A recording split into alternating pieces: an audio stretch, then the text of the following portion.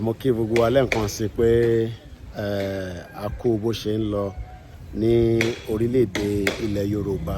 Ọba Elédùmarè kó jẹ́ kí a ṣàṣeyọrí ní àìpẹ́ láì jìnnà. Mo kí bàbá wa Professor Adébánjí Akíntóyè, bẹ́ẹ̀ ni mo kí Dr. Chief Sunday Adéyẹmọ Ìgbòho Òòṣà pé wọ́n kú iṣẹ́ takuntakun. Mo tún wá ń fi àsìkò yìí mo fi ń rọ gbogbo wa pé kí a má jẹ́ kí ó sú wa, ká má jẹ́ kó rẹ̀ wá, nítorí pé ibi tá à ń lọ kò jìnnà mọ́.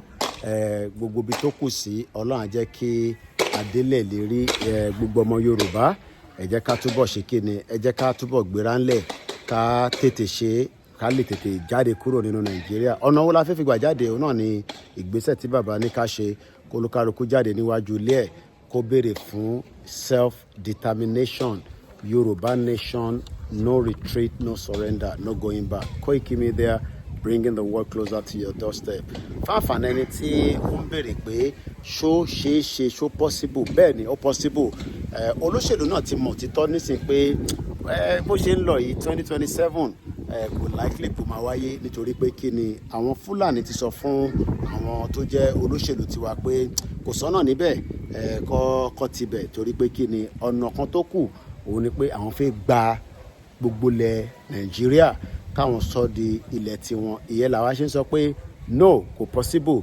Identity wa ó gbọ́dọ̀ padà. Ọmọ Yorùbá ni wá, and we cannot afford not to lose that opportunity. Tí ẹ bá wo in tí ó wà níwájú rẹ̀ rí pé ìdí tó ṣe sọ pé Yorùbá, it is a beautiful indigenous people, beautiful language, and we must continue to do exactly what is needed. And that is why we are grateful fún gbogbo ọmọ Yorùbá ní diaspora nílé lóko pé we might not understand the importance of what we are doing today, but the future will understand, and we will get there by the power of Elédùmarè. Koiki Media, bringing the world closer to your doorsteps.